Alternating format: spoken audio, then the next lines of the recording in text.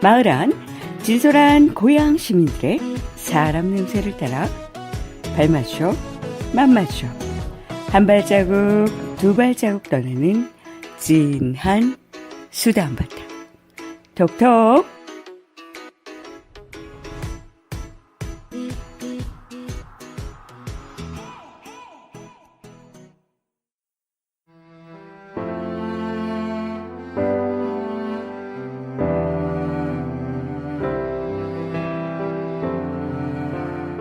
세월호 참사 이후 네 번째 봄을 맞이했습니다. 발맘발맘 수다고양의 루비캣입니다.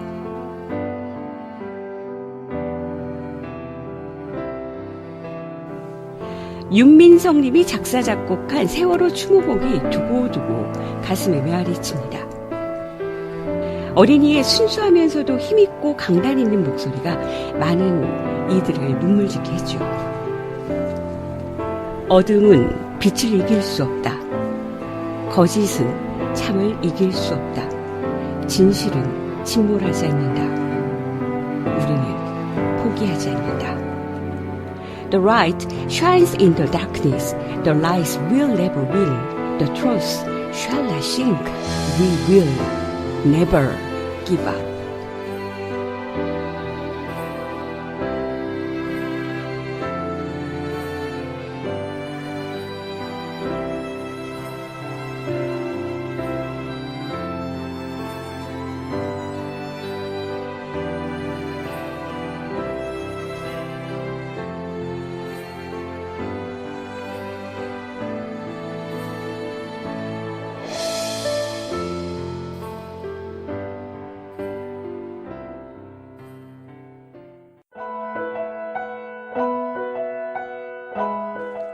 마을과 사람들, 마을 곳곳에서 함께 모여 길을 걷다 새로운 길이 된 사람들. 발맘발맘 발맞춰 맘맞춰 힘차게 떠나보겠습니다. Go together. 4월이면 찾아오는 그날의 기억들, 단원고의 별이 된 아이들을 기억하며 오늘도 여러분이 스튜디오에 함께 하셨습니다. 안녕하세요. 안녕하세요. 네, 안녕하세요. 네.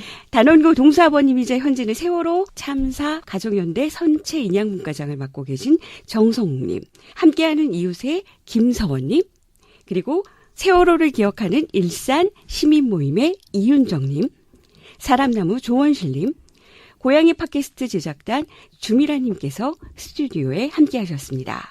짤막한 인사 부탁드려볼까요? 네, 4.16 세월호 참사 가족협의회에서 선체 인양부과장을 맡고 있는 단원고 2학년 7반 정동사빠 정성욱입니다. 예, 반갑습니다. 네, 사단법인 사람나무 사무총장 일을 하고 있는 조원실입니다. 예. 네, 안녕하세요. 별이 된 아이들의 생일 모임으로 모인 함께하는 이웃의 김서원입니다. 안녕하세요. 예.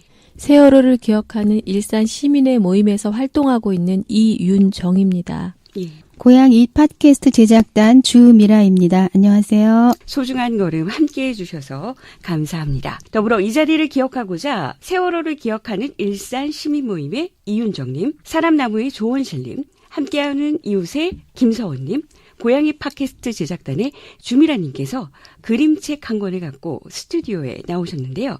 조용히 한자 한자 음미하며 낭독 여행을 떠나보겠습니다.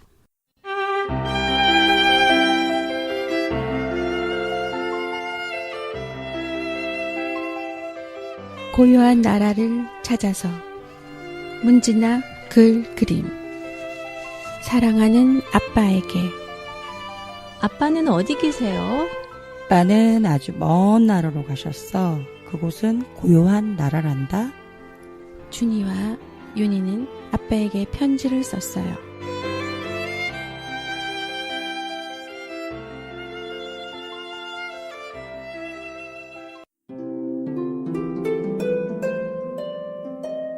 그때 신기한 일이 일어났어요. 편지는 어디로 간 걸까? 혹시 고요한 나라로 가는 버스인가요? 기사 아저씨는 빙그레 웃었어요. 한참을 달리던 버스가 멈췄어요. 너희 앞으로 편지가 왔단다. 고맙습니다, 부엉이 아저씨.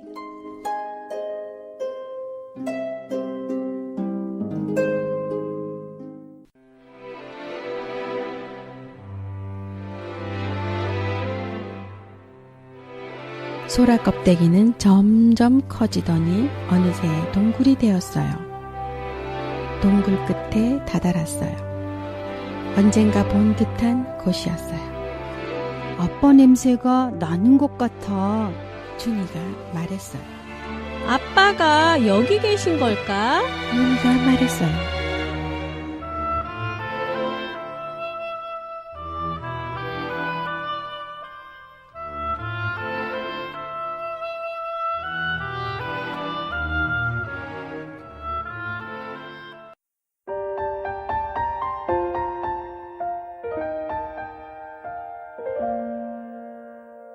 바람이 속삭였어요. 준이야, 윤이야, 사랑해. 그곳은 정말 평화롭고 고요한 나라였어요. 어디선가 부엉이가 날아왔어요. 윤희와 준이는 오랜만에 아주 깊고 달콤한 잠에 빠졌어요.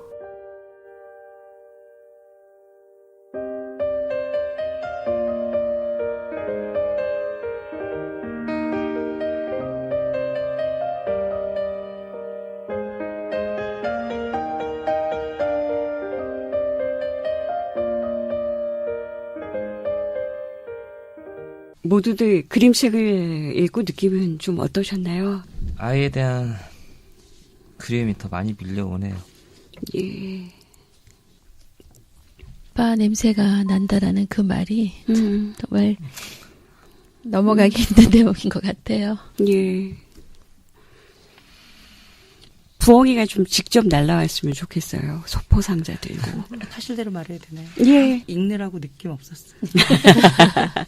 몰입하셨군요. 예. 저도 그랬었는데, 근데 아빠 역할을 맡으셨잖아요. 근데 아이에게 하시는 듯한 말씀처럼 느껴졌어요. 사랑한다는 말이. 네. 세월호 사건 이후에 어떤 체감하신 생활 속 변화들이 정말 많죠. 그러니까 뭐 여러 가지 변화들이 있어요. 요즘 아이들 뭐 M4 세대라고 얘기하지만 세월호 세대라고 얘기를 하는 부분들이 좀 많이 컸고요. 또 만나는 아이들 속에 안전을 좀 이야기하는 부분들이 좀 있었는데요. 실제로 그냥 내가 만나는 아이들, 우리 집안에서의 어떤 변화들을 좀 체감하고 계시다면 좀 같이 이야기를 좀 나누어 주셔도 좋을 것 같습니다. 저희 집 얘기 조금 하면 저희 큰애가 98년생이고 작은애가 2000년생이었어요. 세월호 참사가 나고 딱 그 아이들 교복 입고 막 땀내서 막 팡팡 풍기면서 계단을 뛰어내리고 막 쿵쾅거리고 이렇게 다니는 아이들 뒷모습을 보는 게 저는 되게 어려웠었어요. 아, 예. 근데 이제 그때가 저희 작은아이 사춘기가 한참일 때였거든요. 그래서 막 상상도 못할 짓거리를 막 하고 이 애가 제가 리본을 만들러 나가고 또 생일 모임을 한다고 음식을 하고 뭐 이런 걸 옆에서 이렇게 등 넘어 보다가 한 2번 따라온 적이 있었어요. 그러고 나서는 바뀌었어요. 생일 모임에 가서 그 언니 오빠들의 모습을 이야기를 함께 참여하고 그 언니 오빠가 좋아하는 음식이라고 하는 거를 그 청소년들끼리 만든 적이 있었어요. 브라우니 만들어서 누구에게 선물하길 좋아하는 친구였는데 그래서 브라우니를 청소년들이 같이 만드는데 묻어서 같이 한 적이 있었어요. 그러고 나서는 정신이 난 것 같더라고요. 저희 아이, 작은 아이 같은 경우에는. 사춘기 거기로 끝나고 아이고. 지금은 노란 리본 너무 열심히 만들고 그걸 넘어서서 나누는 일에 대한 것, 그 사회에서 벌어지는 일에 대한 직접적인 자기 연관, 참여하는 것, 이게 지금 고3이거든요. 아, 예. 그 아이가 고3이 됐는데 공부를 뭐 한 적 없죠. 그런 일이 더 중요한 걸 아니까. 그런데 봉사활동 양이 너무 넘치고 그래서 이 포트폴리오가 너무 꽉 차갖고 그 수시로 사회복지학과에 가는 게 아주 쉽게 됐어요. 예. 네. 그래서 그 친구 같은 경우에는 제가 무릎을 꿇고서 이 애를 어떻게 키우나 했던 아이였는데 지난 4년을 지나면서 뭐 네, 그렇게 변화가 됐다고 보고, 반면에 저희 그 21살짜리가 되었죠. 98년생은 딱 그 세월호 아이들하고 맞물려 있는데 아이인데, 이 애는 어떻게 된 것이 그 20대 보수적인 예. 뭐 그러네요. 저희 작은 애기 얘기를 하다 보니까 뭐 이런 얘기를 하게 됐네. 예, 삶 속에서 정말 몸으로 체득하며 큰 공부를 또 하고 있다는 얘기로도 들려서요. 예, 반갑기도 하고 또 다른 모습을 또 찾아가네요. 예, 다른 분들은 좀 어떠신가요? 저는 세월호 이후 저의 삶이 너무 많이 바뀌어가지고, 그냥 저희 살고 있는 집과 저희 남편과 애들만 안 바뀌었지, 제가 사는 장이 완전히 바뀌었어요. 그전에는 이제 교회만 열심히 다니는 이 집사, 어쩌면 잘 다니면 권사 직분도 받게 될 수 있는 그렇게 늙어갈 운명이었었는데, 세월호 사건 이후에서는 교회에 나오는 것보다 서명 받고, 그런데 사회적인 이슈에 굉장히 민감해지고 관심을 갖게 됐고, 우리가 교회에만 머물러서는 이 사회는 점점 썩어질 수밖에 없고 우리가 관심을 가져야겠다. 그러면서 다른 여러 가지, 그러니까 한국에 있는 외국인 노동자들이라든가 그런 왜 좀 억울할 수 있는 그 처지에 놓인 그런 분들에 대해서도 관심을 가지게 됐고, 또 여기 계신 선생님이랑 생일상 차리는 것도 같이 도와서 같이 하기도 하고, 예, 그러면서 너무 많은 사람들, 좋은 사람들을 너무 많이 알게 됐어요. 같이 세월호를 기억하는 일산 시민의 모임을 통해서 정말 많은 같이 공감할 수 있는 사람. 그래서 점점 더 이러다가 이렇게 사람 만나는 폭이 좁아지는 게 아닌가 싶은 게, 공감하는 사람들은 일단 같이 통하는데 공감하지 않고 뭔가 적의 편에 선 것 같은 사람들이 너무 싫은 거예요. 읽다 보면은 공감할 줄 모르고 오로지 자기만 위해서 사는 사람, 그것도 나쁘다고 할 수는 없는데 그게 점점 싫어지는 그런 식으로 됐고, 그리고 2015년에 저희 아들이 군대를 갔어요. 그것도 의경으로 가서 광화문에서 거의 엄마 내가 아침을 맞은 게 50번이고 거의 그 세월호를 가까이서 볼 수밖에, 심지어 저희가 이제 행진하고 있을 때 백남기 어르신 그때 돌아가셨잖아요. 물대포 맞아서. 그때 이제 가고 있었는데 저기 보니까 어디서 많이 본 아들이 전화가 네, 그런 식으로 저희 아들도 이제 같이 강화문에서 이제 태극기 부대와 그다음에 우리 시민 촛불 시민들을 극명하게 보면서 한 가지 얘기하고 싶은 게, 박근혜가 그 탄핵 인용됐을 때 이제 나간다, 이제 자리에서 물러난다 얘기 들었을 때 시민들만 기뻐한 게 아니라 의경들도 기뻐 날뛰었다. 예, 아유, 그래서 정말 상관들이 얼굴 표정에 기쁜 표정 보이지 마라. 우리는 중립을 지켜야 된다. 근데 애들이 거기서마저도 감정을 드러내면 안 되고. 삐지 웃음이 삐어도 그건 제가 밝혀드리고 싶은 진실입니다. 네.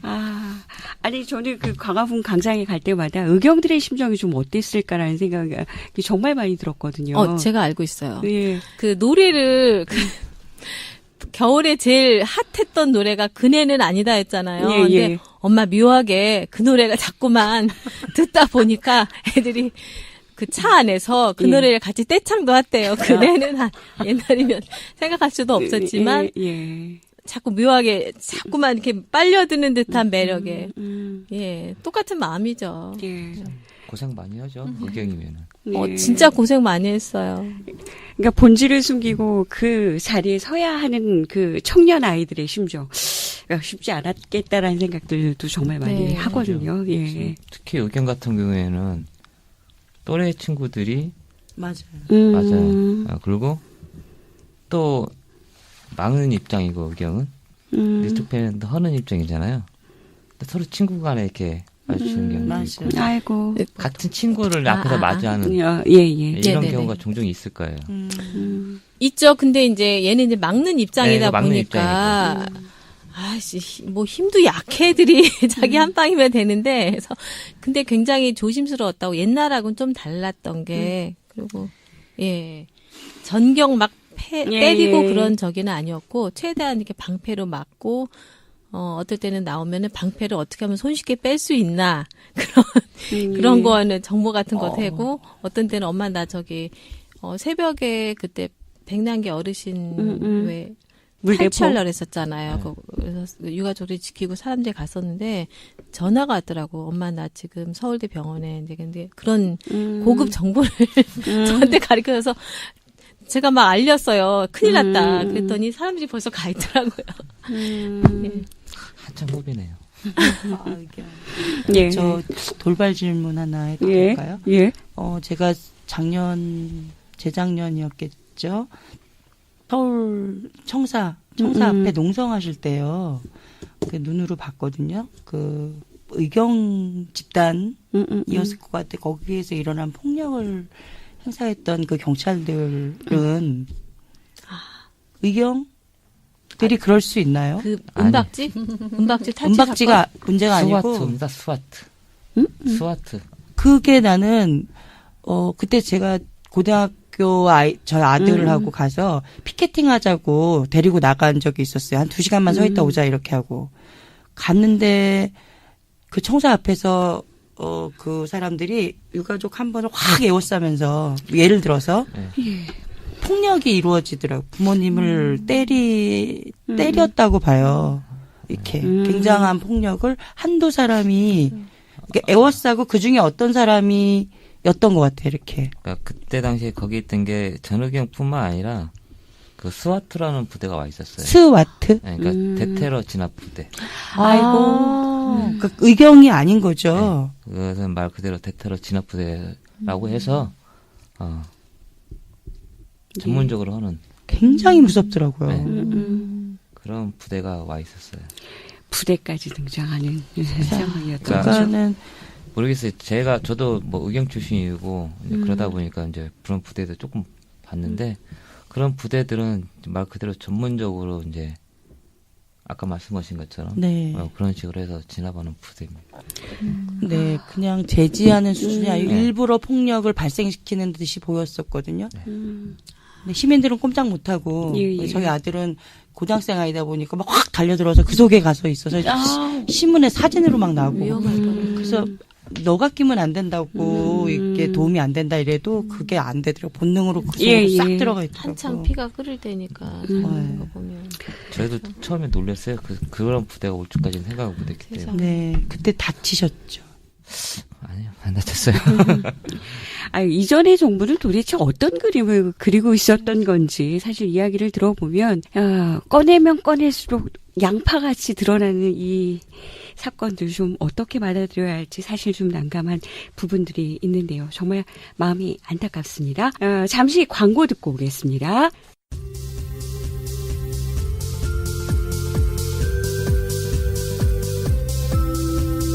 시민들이 발로 뛰고 주민들이 주인공이 되어 한 올 한 올 엮어가는 고양시 마을 라디오 고양이 팟캐스트 야옹.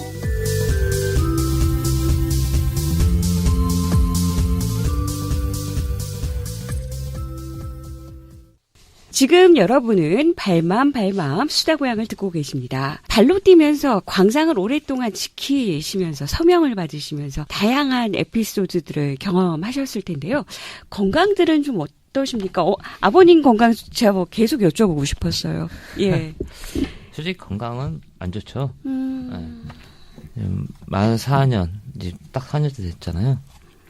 다들 약봉다리 들고 사시는 게 뭐 가족들인 것 같아요. 네. 뭐 저도 같은 경우에도 뭐 약봉다리 들고 살고 있고 약을 안 먹으면 못 견딜 정도로 그렇게 생활을 하고 있죠.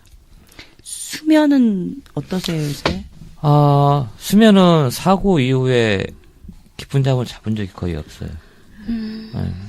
많이 자면은 진짜로 약을 먹지 않고 약을 안 먹고 자면 한 2시간? 네. 아이고. 2-3시간 자고 진짜로 약을 좀 독하게 해서 몇 알 먹으면은 좀 시간 좀 자고.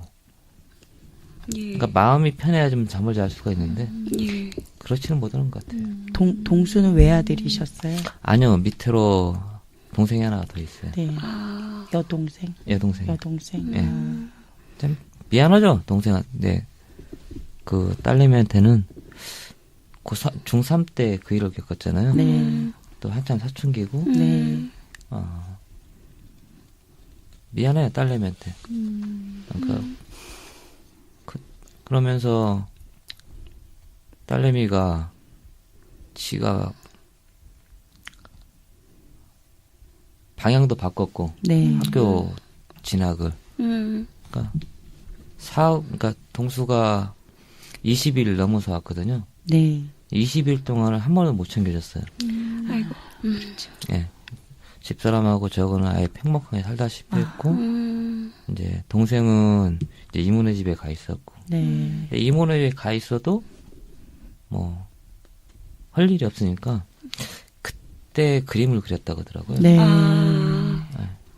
예, 그때 그림을 그려서 죽어라 공부를 이제 그림으로 해서 지금 그림으로 대학교를 갔지만은 네. 그런 걸 보면서 미안한 생각이 가장 많이 들어요. 4년을 혼자 이렇게 했거든요. 집사람의 전화 4년 동안 다 밖으로 돌아다니다 보니까 보낸 아이한테 미안함, 남아있는 아이한테 미안함. 그러니까 결국 부모로서 두 아이한테 미안함만 가지고 가는 거. 그게 제일 가슴에 맺혀 있어요. 예. 그 마음에 절절함이 좀 전해지고요. 그럼에도 불구하고 그 두 아이들을 위해서 이곳에서 건강하게 살아계셔 주셔야 하시고, 예, 힘드실 때는 저희들에게 힘들다 좀 이야기를 꺼내 주셔야 할 것 같습니다. 그 동생 아이의 그림에는 정말 삶이 녹아 있을 것 같아요. 그 아이의 힘들었던 이야기, 보낸 그 이야기, 그 다음에 그 혼자 그 부모님들을 팽목하게 보내고 혼자 있는 시간들을 그림으로 풀어낼 수밖에 없었던 그 아이의 이야기, 정말 삶이 녹아 있다는 생각들이 드는데요. 현장을 지키시면서 건강들은 좀 어떠세요? 좀 여쭤보고 싶어요. 여러모로 스트레스 많이 받으셨죠. 예, 우리, 서명 받으시면서도. 네, 그 서명 처음에 할 때 우리 늘 사진들을 찍잖아요. 예. 요즘 사진을 보면 확실히 우리가 다 이렇게 급격하게 늙을 수가 있을까. 아유. 괜찮았었는데 이때만 해도 이런 얘기를 해요. 촛불을 그 겨울을 났잖아요. 예. 촛불 겨울을 나고 정권이 바뀌고 한숨을 좀 돌렸더니 이제 몸에 이상한 변화가 막 일어나긴 하더라고요. 그렇지만 그럼 뭐 어때요? 조금 더 건강한 채로 조금 더 있는 것보다는 아무 상관없이 그리고 이후에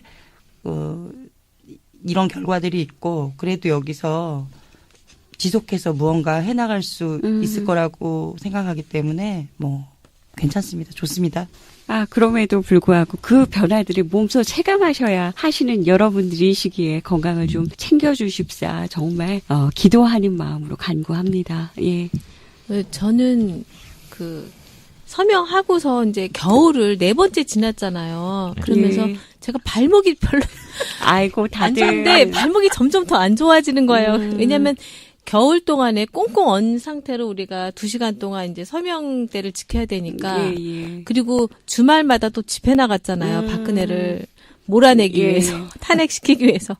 그러면서, 그리고 또 초기에는 심지어 이제 머리가 너무 아팠어요. 그러니까 2가지 스트레스 요인인데 하나는 제가 밝힌 그렇고, 정신과를 갔어요. 머리가 너무 아프다 했더니 그 스트레스래. 그러니까 스트레스 때문에 늘 여기 뒷골이 땡긴다 그러죠. 그래서 그런 현상을 몸을 통해서 겪고 그다음에 이제 선생님 말씀하신 서원쌤 말씀하신 대로 얼굴을 보면은 같이 4년 함께 했던 동지들이 급 노화했어요. 얼굴들이.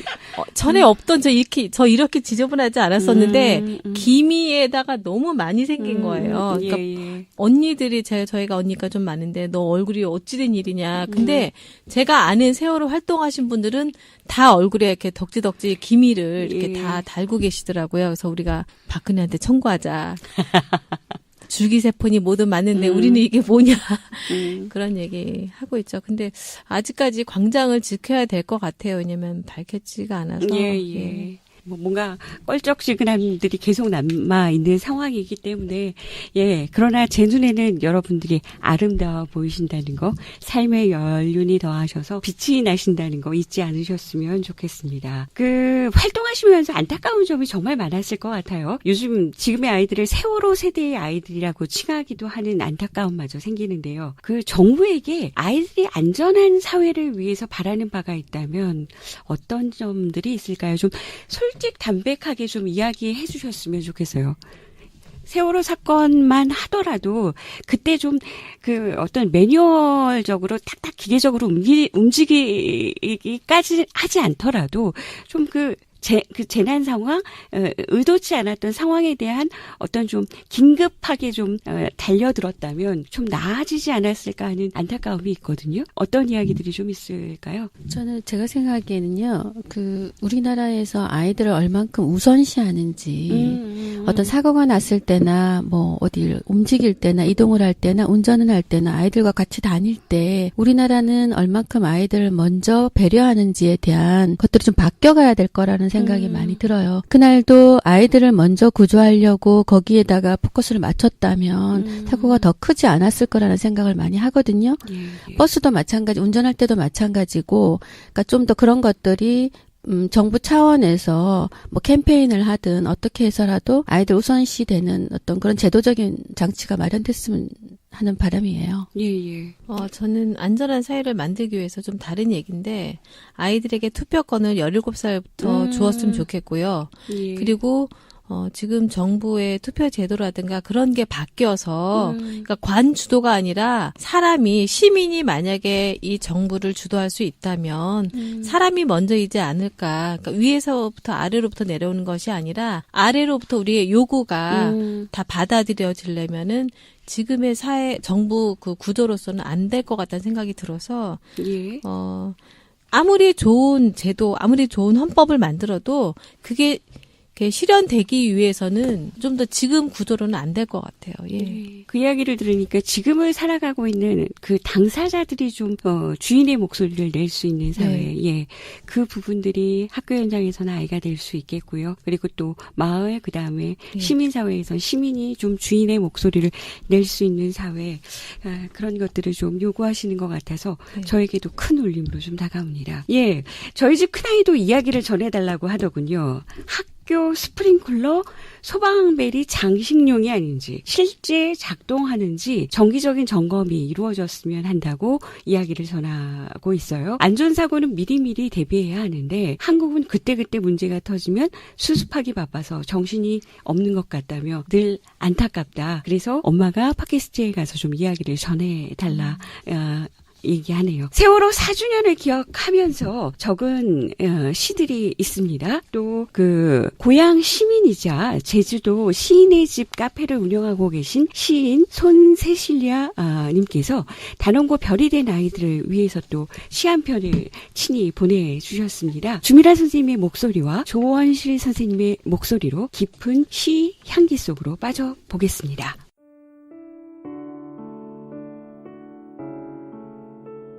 4월의 꽃잎을 기억하겠습니다. 이현주. 벚꽃이 필 무렵 아이들은 여행을 떠났습니다. 푸르른 바다를 지나며 아이들의 소리는 더 이상 들리지 않습니다.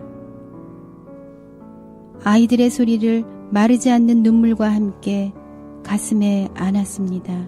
아이들이 떠난 지 4번째 봄. 벚꽃들은 또다시 피어납니다. 하얀 벚꽃잎 사이로 아이들의 흐느끼는 울음이 들리는 듯합니다. 아이들의 눈물을 애통하는 마음으로 이웃들과 함께 깊이 기억하겠습니다. 겨우내 움츠린 앙상한 가지에서 포근한 생명의 기운이 만개하듯 남은 아이들과 희망의 꽃잎으로 하루빨리 바라볼 수 있기를.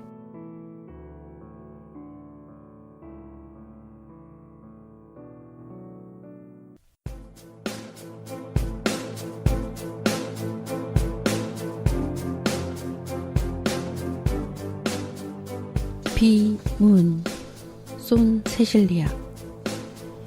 안젤리나 졸리는 타투 마니아다. 잔뜩 새겨넣은 문장과 단어로 온전한 부위 드물지만 세상에 대한 연민을 담고 있어서인지 위화감은커녕 스포트라이트 세례다. 그중 압권은 어미로서의 본분을 수시로 떠올리려 새겼다는 자녀의 출생지 좌표 6줄인데 그 의도가 그간 실천해온 인도주의적 횡보만큼이나 갸륵하다. 허나 그뿐 반감은 여전했는데 광화문 광장 유족 막사에 헛개비처럼 서 있던 남성의 종아리를 힐끗 본 이후 선입견을 접고 말았다. 화보도 기사도 이슈도 되지 않지만 오직 한 존재를 기려 남긴 1997년 4월 20일 아들아 보고 싶구나.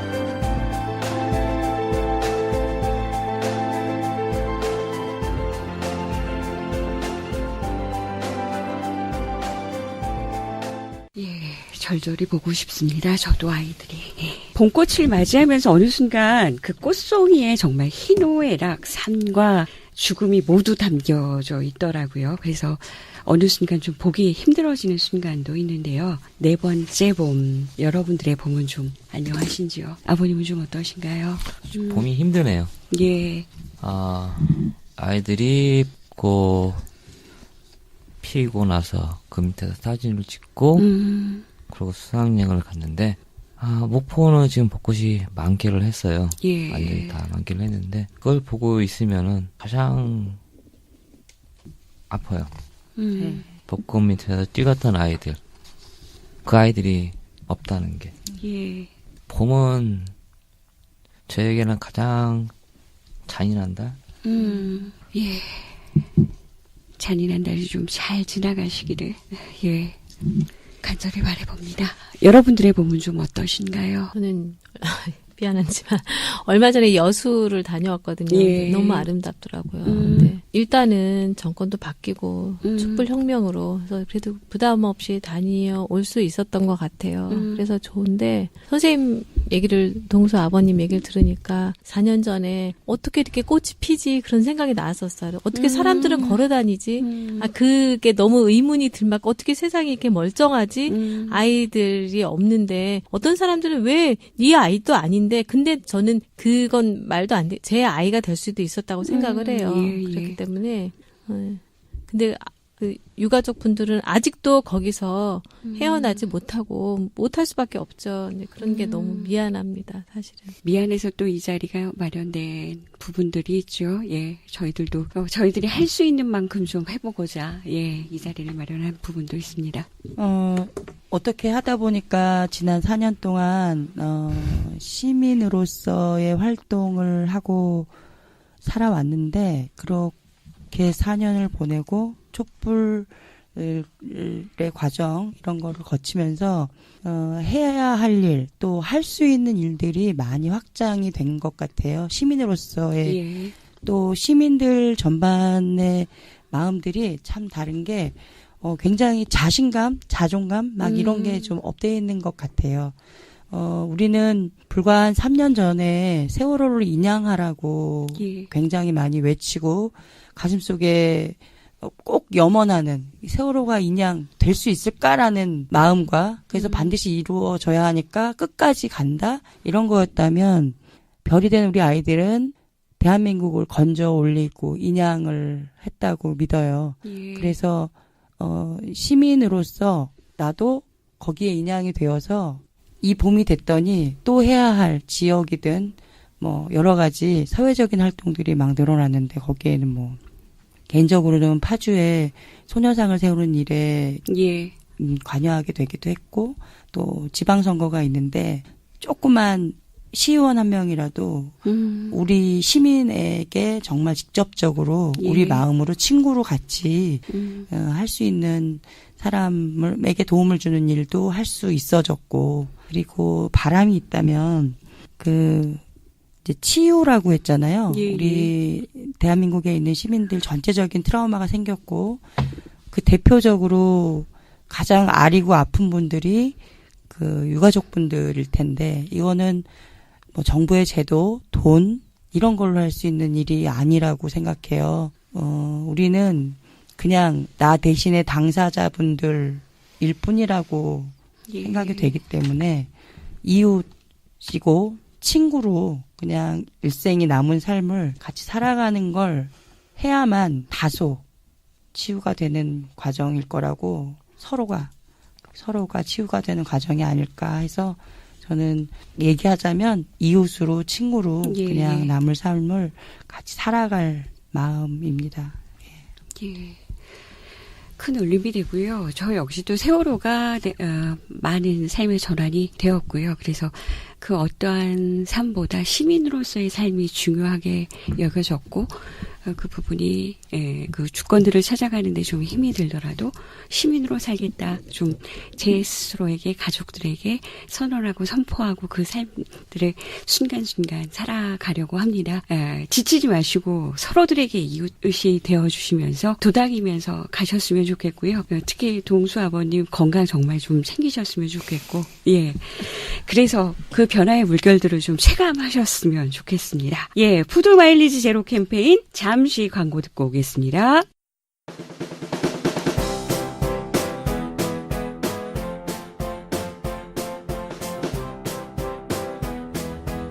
안녕하세요. 일산 대화동에서 커피와 파파야 농사를 짓고 있는 온난화 대형 농업 1번지 띠렌비팜의 정현석입니다.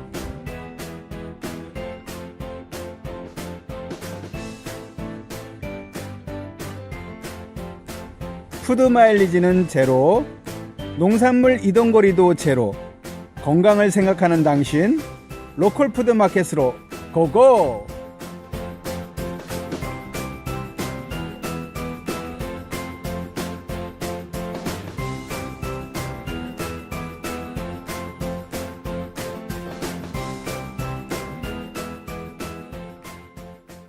지금 여러분은 발맘 수다고양을 듣고 계십니다. 세월호 사고 발생 시 이를 위한 신속한 긴급 대처가 이루어지지 않아서 아이들을 더 구하지 못했다는 절절함이 있습니다. 말로 표현할 수 없는 미안함마저 들고요. 재난 발생 시 이를 위한 긴급 대처가 정부에게 바라는 바가 있다면 구체적으로 좀 요구해 주셨으면 좋겠습니다. 어떤 이야기들이 있을까요? 뭐 이야기를 그 보따리를 다 풀어볼 수 없겠지만 구체적인 좀 요구사항들을 좀 이야기하시면 지혜가 좀 찾아가는데 보탬이 좀 되지 않을까 싶습니다. 만약에 사고가 일어났을 때 현장에서 대처할 수 있는 능력이 되면 대처가 가능하겠지만은 그 대처보다는 누군가가 컨트롤 타워라고 하는데 예. 저희는 그렇게 얘기하지 않고 총대를 매야 된다고 생각을 합니다. 총대를 매지 않고서는 그 현장에 수습할 수 있는 권한이 없어요. 누군가가 총대를 매지 않고 그 수습을 못했기 때문에 세월호 사고가 일어났기 때문에 저희가 원하는 것은 무슨 사건이 일어났을 경우 그 현장에서 이건 내가 총대를 매고 이건 내가 할 수 라는 게 갖춰져야 된다는, 누구 지시를 받는 게 아니라, 물론 지시를 받아야겠지만은 그 지시보다는 사건 현장을 통제할 수 있고 컨트롤할 수 있는 사람, 그런 사람이 필요하다는 게 절실하게 많이 돼요. 우리나라에서 사고가 일어나면은 다 이 지시를 받고 그 위에 작업을 해요. 그러다 보니까 자꾸 인명피해는 더 늘어나고 또 안 날 사고도 계속 나는 거고, 그런 것보다는 그 현장에 제일 먼저 출동할 수 있고 제일 잘하시는 분이 컨트롤 타워가 돼서 그 사건을 주의하고 감독하고 인명구조를 하면은 지금보다 낮은 세상이 오지 않을까요? 위에서 지시 받는 것보다. 누가 사진 찍어 보내줘. 이것을 지시가 내려면 그걸 무시할 수 있는, 영상 찍어줘. 무시해야 되지 않습니까? 구하는 게 먼저지 영상을 찍고 사진 찍는 게 먼저가 아니거든요. 그러니까 그렇게 할 수 있는 사람이 필요하다는 거죠. 근데 우리나라 공무원 중에서는 그럴 만한 사람들이 과연 몇이나 있을까라고 한번 생각을 해보시는 것도 공무원들이 저희 세금으로 공무원들 월급 받고 있잖아요. 아까도 말씀하셨던 국민이 그분들 위에 있지 않습니까? 네. 네. 그러니까 국민을 위해서라면은 자기 하나 뭐 계급 날아가는 거 신경 쓰지 말고 국민을 위해서라면 최선을 다할 수 있는 사람이 꼭 필요한 것 같아요. 예. 조직과 시스템도 중요하지만 사람을 먼저 생각할 수 있는 부분도 필요하다는 이야기로 들립니다. 저는 또 덧붙여서 예. 동서 아버님 생각에 전적으로 동의를 하고요. 그리고 우리나라가 삼면이 바다잖아요. 예. 근데 지금 아이들 수영이라든가 그런 교육, 긴급시 어떻게 나갈 것인가, 그러니까 그런 것도 학교에서 아이들한테 고난 당했을 때라든가 위급시 어떻게 해야 될 것인가 그런 수영도 좀 가르쳐 줬으면 좋겠고, 예, 그랬으면 좋겠어요. 그 이야기를 들으니까, 그러니까 저희는 수영을 배워도 경쟁 위주의 수영을 좀 하잖아요. 1등을 해야 하고 영법이 이뻐야 하고. 근데 사실 그게 중요한 게 아니라 위기의 상황이었을 때 내 목숨을 구할 수 있는 생존법, 그게 우선 먼저여야 될 것 같은데, 너무 경쟁 위주에 노출되다 보니 그것마저 하기 싫어지는 아이들이 양산하고 있잖아요. 그런 부분들이 좀 같이 챙겨졌으면 좋겠다 하는 바람도 있습니다. 다른 분들도 이야기가 좀 있으실까요? 저는 아까 아버님 말씀하신 얘기하고 거의 비슷한 얘기예요. 우리가 세월호 참사 났을 때 매뉴얼이 없었을 것 같진 않아요. 예. 분명히 있었을 것 같아요. 근데 지시가 없으면은 움직이지 않는 것. 중앙관리자 뭐 그런 사람들 당연히 움직여서 해라라고 했으면 되었을 텐데 그게 참 답답한 일인 것 같아요.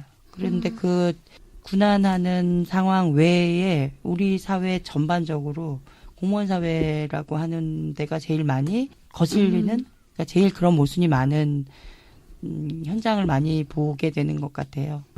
어떤 곳에서 뭐 학교 앞에서 뭐 교통사고가 자꾸 일어난다. 그래서 아이가 생명을 잃거나 이런 일이 발생을 하고 있는데 여기 육교 세워주세요라고 뭐 학교 어머니나 이런 데서 했을 때 예산이 없다. 뭐 이런 식의 답변이 오거나 하는 뭐 이렇게 모순되는 상황들 있잖아요. 예.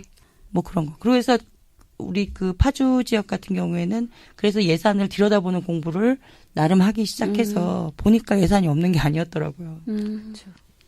예. 예산이 없어도 해야 되는 일들인데 이것도 마찬가지죠. 그 대통령이 처자고 있어도 매뉴얼이 없지 않았을 텐데 예. 그 매뉴얼이 왜 안 돌아가고 작동하지 않았는지 예. 그게 정말 거기서만 무슨 그날의 문제가 있어서가 아니라 사회 전반적으로 그게 이제 안 되는 거. 안 된다기보다는 이거죠. 제가 4년을 겪어봤는데 안 된다기보다는 공무원 조직이라는 게 참 웃긴 조직이더라고요. 네. 산후부의 관계, 학교 관계, 요거로 다 유착이 돼 있어요. 그러니까 예. 눈치를 보는 겁니다. 내가 톡 튀어서 났을 때 직장 상사들이 보는 눈치, 요걸 많이 보고 있더라고요. 밀어주고 끌어주고 뭐. 네. 그러면은 내가 톡 튀어서 이걸 했어. 왕따가 당하는 거죠. 그러니까 한국 사회의 문제점이 네. 다 농축돼 있는 것 같아요. 이런 일을 통해서. 그러다 보니까 그게 좀 힘든 것 같아요. 그렇죠. 네, 공무원사에서는. 근데 그것을 과감하게 탈피를 해야 되는데 네. 우리나라 아직 공무원사는 그게 아직 벌었다고. 맞아요. 특히 해수부나 그다음에 위에 지방청인들 계시는 몇 군데 있죠. 이제 똑 집어서 해수부라고 얘기하는 것은 해수부가 가장 심하기 때문에. 예. 표면적으로 드러나기 때문에. 군인 조직들을 닮아 있어가지고 그죠? 네. 이 조직 진짜. 예, 조직과 사람 쉽지 않은 부분들이에요, 정말. 예. 그럼에도. 네, 저는 그 세월호 그때 사고 났을 때도 그렇고 그다음에 천안함 사고 났을 때도 그 공황장애라든지 트라우마, 그 외상 스트레스 증후군에 대한 어떤 대처법에 대해서 우리나라는 너무 미약하다라는 생각을 많이 해요. 그래서 사고가 나고 누가 피를 흘리고 이런 부분에 대해서는 긴급 뭐 재난처 같은 것들이 이제 만들어지기도 하는데 그 이후에 정신적인 문제를 할 수 있는 기구가 마련돼야 된다고 저는 이제 생각해요. 그 당시 부끄러운 이야기지만 그 정신의학계하고 경찰하고 심리학회에서 서로 싸우는 거예요. 그 주도권을 잡으려고. 근데 저는 사실 그때 봉사할 마음이 있었거든요. 저는 이제 그쪽에 일을 하기 때문에 봉사할 마음이 있었는데 계속 우리가 하고 있는 말이 본질을 자꾸만 비켜나가는 논리 때문에 제대로 접근을 못하는 문제가 있더라고요. 그래서 이제 계속 일어나는 사고가 이렇게 흘러가고 맨날 누가 뭐 들어갈 것인가 나중에 다 짜고 하지 말고 미리 좀 준비돼야 된다는 생각을 많이 합니다. 가장 근본, 본질이 좀, 기본이 좀 제대로, 돌아가는 사회에 어찌 보면 그런 것들을 열망하고 있는 부분인 것 저기 같습니다. 돌발 질문 또 하나. 예. 그 추모공원은 어떻게 현재 되고 있는지 궁금한데요, 아버님. 추모공원은 부지가 확정이 됐고요. 네. 그 부지가 확정이 됐으면 아직 첫 삽은 아직 못 떴고. 어디로?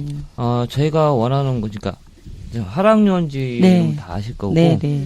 화랑유원지 내 오토 캠핑장 옆에 네. 부지가 좀 남은 네. 게 있어요. 예. 공터가. 네, 가족들은 거기를 선호를 했고. 네. 선호한 이유가 그 공원에서 애들이 크고 놀고 했던 곳이에요. 네. 그러니까 특히 거기 자전거도 탈 수 있고 거기에 인라인도 탈 수 있는 시설이 다 돼 있고. 네. 그래서 가족들이 가장 많이 나들이를 갔던 곳이고. 네. 그 안산 시민들하고의 뭐 불협화음이나 이런 것들은 어떻게 해결이 되고 있는지. 아직까지 뭐 다 해결은 되지 않고. 네. 네. 일부 지금 계속 남아 있는 상황이고. 네. 그것을 해결하기 위해서 부모님들이 직접 찾아다니면서 네.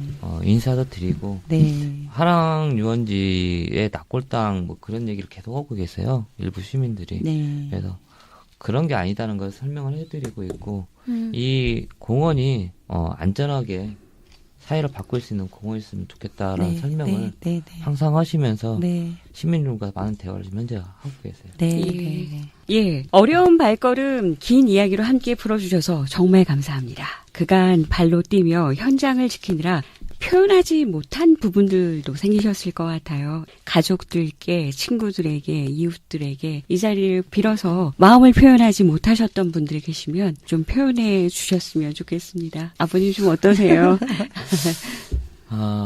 글쎄요. 지금 사고 이후에 친척들 남은 지 한 4년 됐거든요. 예.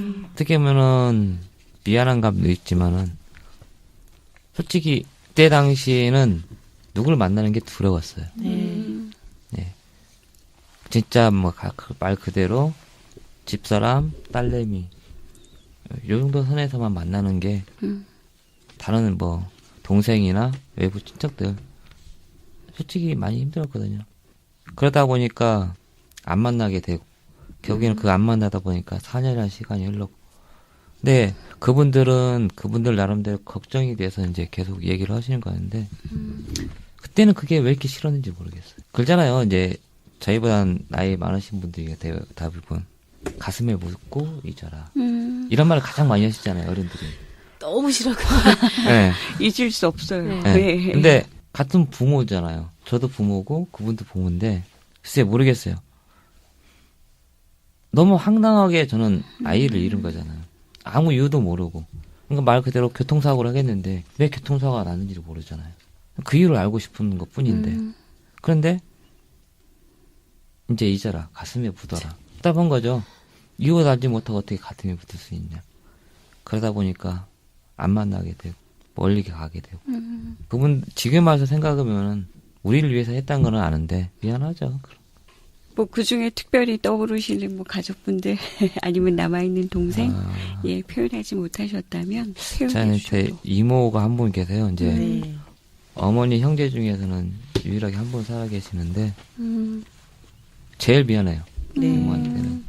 그러니까 어렸을 때 가장 많이 챙겨주신 분인데 아마 지금도 아프신데 한 번도 못 찾아뵙게 제일 미안하죠. 예. 전화상으로도 많이 해드렸었는데 뭐가 이렇게 바쁜지 전화도 못 드리고. 이모님, 아버님의 말씀 듣고 계시지요? 예, 마음은 원인데 여러 가지 상황으로 가지 못하셨다고 합니다. 그 마음 읽어주시기 바랍니다. 예, 또 현장에 계셨던 분들 중에 또 놓치고 계셨던 분들 계시면 좀 이 자리를 빌어서 이야기해 주셔도 좋습니다. 잊으라는 얘기 있잖아요. 가슴에 묻으라는 얘기. 제게 너무 싫은 게 사고라면 있겠지만 그게 아닌데도 그렇게 말하는 얼굴이 너무 얄미웠어요. 예. 전에 제가 옮기게 된 교회, 그 전에 교회 집사님 그런 얘기를 하더라고요. 그래서 남편이랑 같이 신앙생활을 했는데 집사님 아이라면 그렇게 잊을 수 있겠냐. 근데 말을 못 하시더라고요.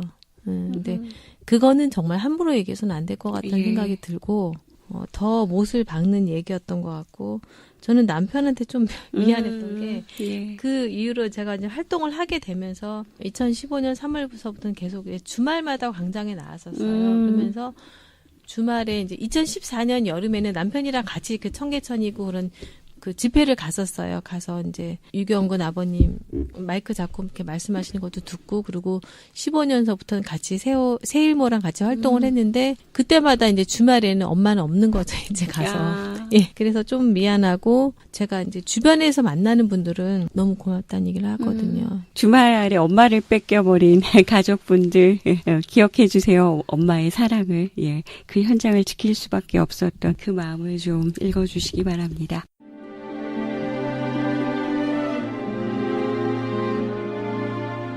네 번째, 봄을 맞이한 이후에야 조금씩 진실을 찾아가는 신용을 하고 있습니다. 거짓말과 거짓 해명이 뒤섞인 실타래가 풀릴 수 있도록 고향 시민 여러분들께서도 바쁜 일상 중 잠시 잠깐 기억하고 잊지 않길 바랍니다. 9.11 추모공원은 유혹의 상처다. 숨겨야 하는 흉터가 아닌 이 도시가 소리쳐 선포하는 자랑스러운 상처로 살아 숨쉴 것이다. 2014년 4월 16일 세월호 참사 4주년을 맞이하는 날 친구와 자녀를 떠나보낸 이들이 슬픔과 눈물을 거두고 편안히 일상을 살아갈 수 있게 하루빨리 진상이 규명이 되길 시민의 한 사람으로 간절히 두 손 모아 갈망합니다.